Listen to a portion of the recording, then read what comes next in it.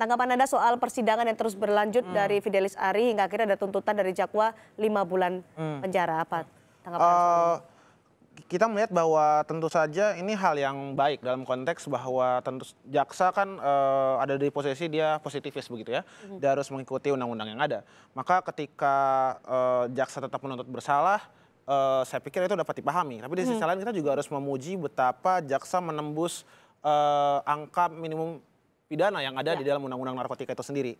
Dalam hal ini kita lihat ada sense keadilan yang ingin dibangun oleh jaksa penuntut umum di kasus ini. Sense keadilan itu artinya sudah memenuhi nilai kemanusiaan dalam kasus 5 bulan itu dalam kasus Fidelis Ari ini. Dalam konteks hak asasi manusia pemenuhan akses kesehatan tentu saja ini belum penuh begitu ya. Namun kita harus memahami posisi kejaksaan dalam hal ini dan saya pikir hal ini tetap patut dipuji. Karena bagaimanapun juga mereka ada dalam posisi penegak hukum dan ketika mereka melakukan terobosan semacam ini, hal ini tentu saja patut diapresiasi oleh masyarakat karena itu hal yang tidak mudah tentu saja untuk menembus aturan minimum pidana. Tuntutan itu meskipun ini belum putusan ya, tapi betul. tuntutan itu apakah sudah menjadi yang terbaik dalam kasus Fidelis Ari, terutama untuk Fidelis?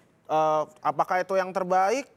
Bisa saja kemudian dalam pemahaman saya jaksa kemudian menginterpretasi menuntut 0 tahun begitu ya, bisa saja kalau misalnya jaksa ingin lebih progresif. Tapi saya bisa memahami posisinya, saya bisa paham kenapa teman-teman kejaksaan ada di posisi ini, ingin membuktikan bersalah namun tentu saja ingin membuktikan bersalah, tapi di sisi lain juga tetap memberikan agar setelah persidangan ini selesai, Mas Fidelis Ari tetap bisa langsung kembali bersama anak-anak. Jadi ini win-win solution Win-win untuk untuk kejaksaan untuk Fidelis. dan untuk Fidelis dalam konteks keluarga Fidelis dan untuk kejaksaan dalam pekerjaan. Tapi kalau dalam advokasi mungkin itu hal cerita yang lain. Jika itu memang win-win solution, apakah kemungkinan atau harapan seperti disampaikan oleh Bu Yohana, Fidelis Ari dalam vonisnya nanti adalah dibebaskan? Sangat kecil peluangnya. Dibebaskan menurut saya tidak ingin masuk ke sana sebenarnya karena bagaimanapun itu wewenang teman-teman Mahkamah Agung dalam konteks ini teman-teman majelis hakim yang sudah ditunjuk untuk menyelesaikan kasus ini. Kalau harapan saya tentu saja bebas dengan hakim melakukan beberapa interpretasi begitu atas ketentuan-ketentuan pidana. Tapi kalaupun misalnya hakim mengikuti tuntutan jaksa itu pun sebenarnya kita bisa lihat sebagai sebuah kemenangan kecil dalam artian untuk keluarga Fidelis kemenangan yang patut dirayakan tentu saja dengan kembalinya ayah mereka ke keluarga. Tapi dalam konteks yang lebih besar itu lagi-lagi itu sebaiknya itu jadi konteks pertanyaan di tempat lain. Pak Asep, ini adalah win-win solution baik bagi kejaksaan tapi juga kepada Fidelis Ari sebagai terdakwa kepemilikan pohon ganja. Anda juga melihat seperti itu? Gini, jangan istilah win-win solution, hukum nggak ada win solution pidana itu satu. Jaksa tetap menuntut dinyatakan bersalah, itu ya, selamatnya dinyatakan salah. Kedua, hanya selamat, hukuman ringan, itu ada masalah. Itu kan kewenangan jaksa, itu kewenangan hakim juga. Itu kedua, catatan kedua.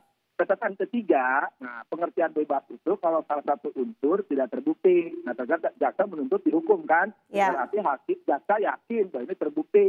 Cuma masalah ini hukumannya apa berat ringan hukumannya, serapannya ringan ya. Nanti hakim bisa sependapat dengan jaksa ya, artinya bisa dihukum, hukuman bisa di bawah itu, bisa di atas itu, bisa sama itu. Hakim juga bisa lepas. Lepas artinya apa? Itu perbuatan tapi bukan pidana. Hakim juga bisa bebas. Artinya apa? Kasus itu tidak terbukti. Tapi kalau lihat sekarang tuntutan jaksa, nyatakan terdakwa itu bersalah, hanya hukumannya ringan. Tapi artinya apa? Perbuatan siapapun yang menyimpan gunakan ganja itu ya perbuatan pidana. Oke, jadi Mas Yohan, kalau menurut Mas Asep sepertinya kecil kemungkinannya untuk bebas. Kalau saya pikir begini, saya cukup sebenarnya cukup terkejut mendengar dalam hal ini konteks teman-teman Granat cukup keras begitu terhadap kasus ini. Karena saya masih ingat waktu itu Pak Henrioso diwawancara oleh TV One dan beliau saat itu dengan sangat baik mengungkapkan bahwa bagaimanapun penegak hukum tidak boleh melupakan aspek kemanusiaan dalam hal ini. Dan itu saya pikir nilai yang sebaiknya patut kita perbincangkan terus. Dalam konteks Fidelis misalnya betul dinyatakan bersalah, tapi kita tidak boleh lupa mengapa jaksa menerobos angka minimum pidana itu. Dalam hal ini mereka melihat tekanan publik, mereka melihat betapa kasus ini begitu tidak ada impact yang seperti buruk begitu untuk konteks narkotika. Oleh karena itu mengapa tidak menerobos angka pidana minimum itu? Artinya itu pertanyaan Anda, kenapa jaksa pun bisa menerobos dari hukuman ancaman yang maksimal menjadi 5 bulan penjara. Menurut Anda seperti apa Pak Asep? Ya, Maka saya bilang jaksa boleh aja untuk rapat itu. Tapi nanti kan hakim yang menentukan. Ya. Dia kan hanya meminta atas nama publik, dia dinyatakan bersalah, tuntutannya 5 bulan kan. Ya. Katakan, ya hakim nggak bisa turun dari itu, kalau bisa bebas, kalau bisa lebih dari itu. Tapi ketentuan pidana, ya kalau siapapun yang orang belajar hukum, ya pidana itu legalitas, tidak bisa.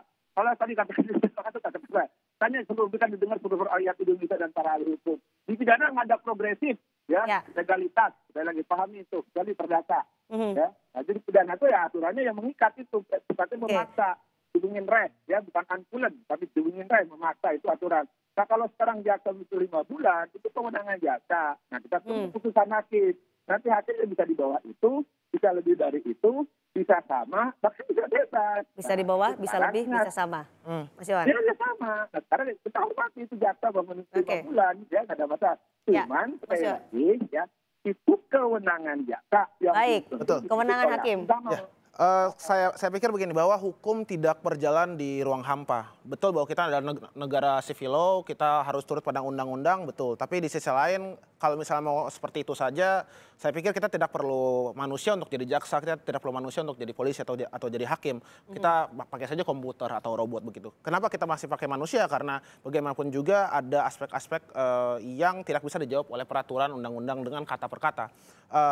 Ketika kita membicarakan asas hukum misalnya, kemanfaatan, kemudian keadilan dan kepastian, kalau misalnya kita ngomongin putusan, tulisannya di atas itu demi keadilan berdasarkan ketuhanan yang Maha Esa. Keadilan, tapi juga ada undangan. Betul, itu adalah aspek yang saya pikir paling penting untuk memutuskan kasus ini. Walaupun tentu saja kepastian hukum itu yang diikuti jaksa dalam hal ini, kepastian hukum bahwa orang ini sayangnya masih bersalah begitu. Tapi kita lihat nanti hakim ketika kita mendapatkan keadilan sebagai asas utama untuk memutus, saya pikir akan sangat menarik melihat. Kita tunggu karena pekan depan ya, tanggal 2 Agustus, hari Rabu akan ada putusan dari Majelis Hakim. Terima kasih Mas Yohan, terima kasih juga Pak Asep Iwan Iriawan sudah bergabung juga di Kompas Petang hari ini membahas pro dan kontra kasus kepemilikan 39 pohon ganja oleh Fidelis Ari. Tetaplah bersama kami.